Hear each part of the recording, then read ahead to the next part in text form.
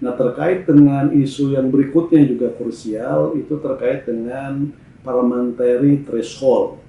Setidaknya ada 3 alternatif parliamentary threshold itu. Pertama, diusulkan 7% dan berlaku secara nasional.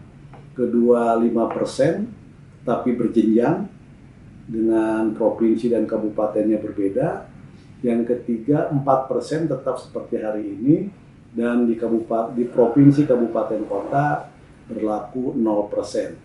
Nah, terkait dengan parlemen threshold, Nasdem memilih 7% ambang batas parlemen dan berlaku secara nasional. Kalau kita pertama tujuannya selain untuk melakukan penyederhanaan partai politik, karena nggak mungkin sistem pemerintahan kita yang presidensil itu bisa efektif, itu bisa efisien dalam mengambil berbagai proses kebijakan di tengah sistem kepartean yang multi partai ekstrim.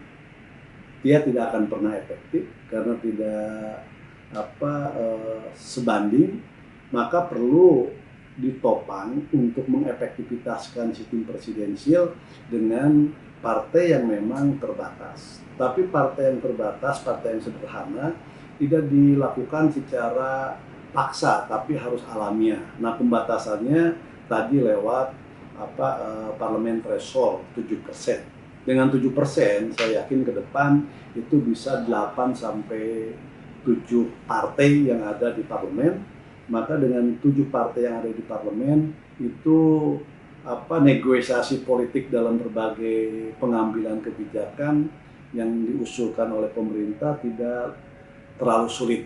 Jadi lebih gampang untuk negosiasikan dalam pengambilan kebijakan. Kenapa juga kita berlakukan secara nasional? Sebenarnya kalau dalam konteks keberagaman, dengan partai-partai yang ada, keberagaman kan tetap juga terjamin. Jadi ketika kita melakukan ini secara serentak, itu tidak ada aspek untuk membunuh misalnya kelompok-kelompok masyarakat yang ada di daerah.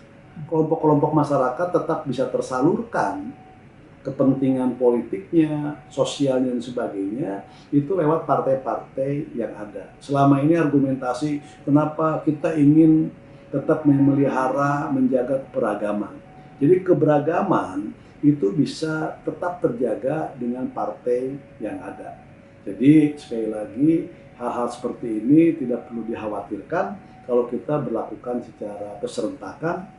Tetap yang namanya heterogenitas itu tetap menjadi bagian penting yang tidak pernah kita abaikan.